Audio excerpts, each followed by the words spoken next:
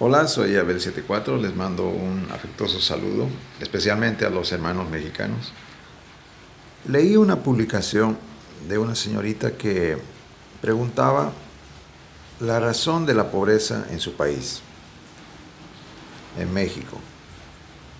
Y vi algunos comentarios, por ejemplo, la educación, otros decían la corrupción, otros la idiosincrasia. Y yo escribí que estaba en desacuerdo con todas estas razones que se daban.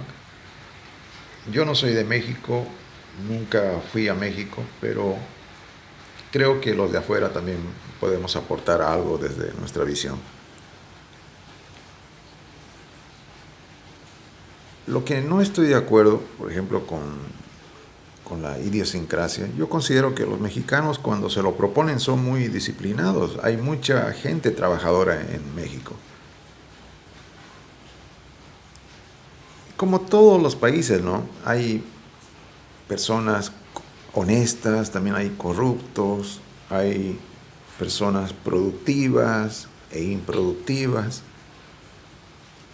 Ahora, con relación a la corrupción y la falta de educación, a las fallas en el sistema educativo, debo decir que son más síntomas del, del problema y no el problema en sí.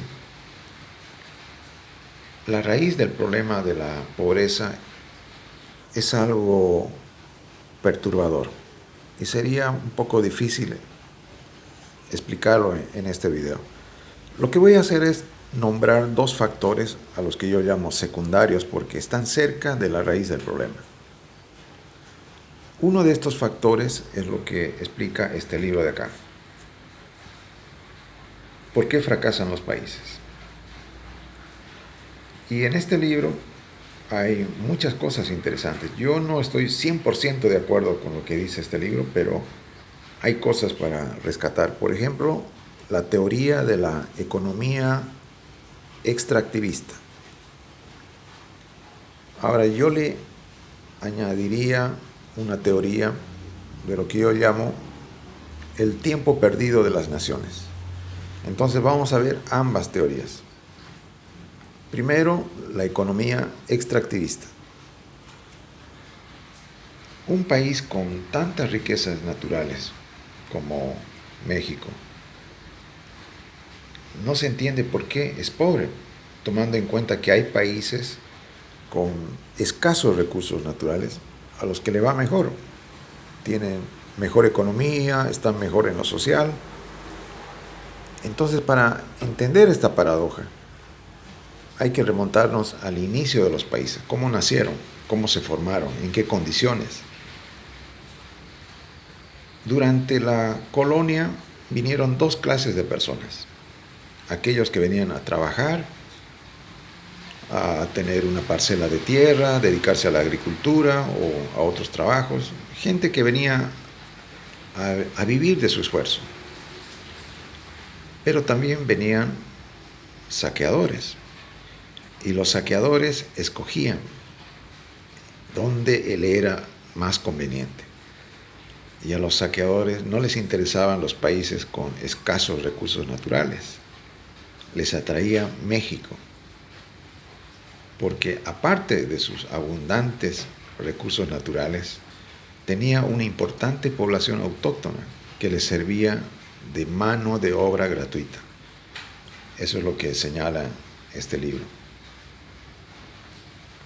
Ahora, no todo lo que estoy diciendo es literalmente lo que está escrito en este libro. Estoy aportando también mis propias ideas para que tengan un mejor panorama. Entonces, los saqueadores siempre a veces tienen cargos de autoridad. No les gustan los trabajos humildes. Y muchos crearon instituciones extractivistas que hicieron mucho daño al país. Lindo hubiera sido que explotaran durante 15, 20 años y luego se fueran, pero no fue así. Se quedaron, formaron gobiernos, crearon instituciones que perduraron durante muchísimo tiempo. Y solo les interesaba extraer recursos naturales y explotar la mano de obra. No les interesaba el desarrollo humano, el bienestar de la población, nada. Había autoridades coloniales que tal vez no eran así, por ejemplo, Fray Bartolomé de las Casas.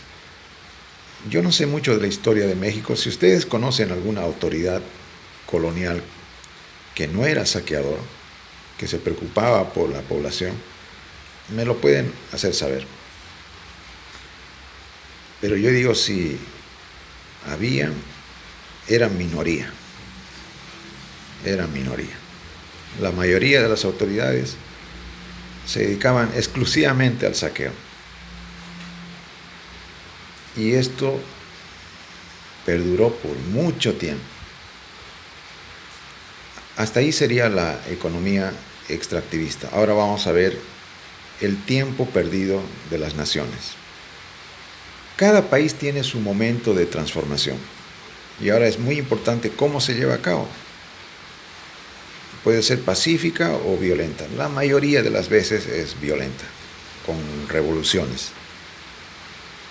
Ahora, una revolución puede tener profundas transformaciones para un país, o transformaciones más o menos, o pocas transformaciones, y en algunos casos casi ninguna transformación.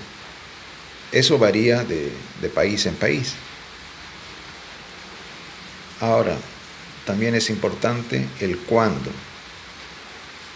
Hay países que tuvieron su principal transformación en el siglo XIX, otros a principios del siglo XX, otros a mediados del siglo XX.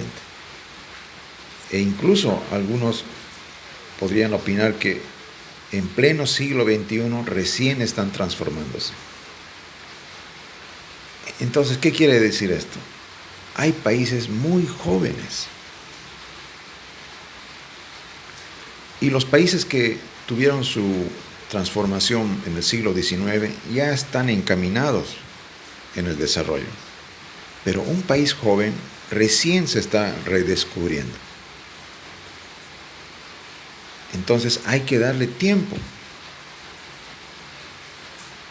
Eso sería la teoría del tiempo perdido de las naciones, que es el tiempo que transcurre hasta la verdadera transformación, que varía de país en país. Entonces yo creo que México podría considerarse un país joven.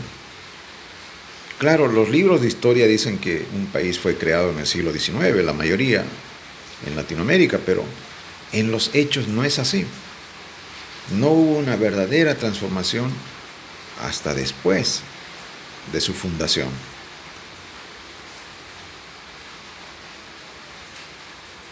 Y es irónico, ¿no? ¿Cómo es la historia? Países con tantas riquezas naturales, pobres. Y países sin riquezas naturales se salvaron. Se salvaron de los saqueadores. Es lamentable cómo un país con tan rica cultura como México, me encanta la cultura mexicana, su cine de los años 50, cómo no recordar al gran Cantinflas, me encantan las quesadillas. Un país tan rico culturalmente y también en recursos naturales, que enfrente la pobreza, que padezca la pobreza, es lamentable. Pero hay que ver las cosas con optimismo. México es un país joven, tiene un gran futuro. Va a poder salir de este mal, va a acabar con la pobreza. Hay que tener optimismo. Ahora, no solamente hay que ver cuándo o por qué lo de la pobreza, también hay que ver cómo se tiene que acabar con la pobreza.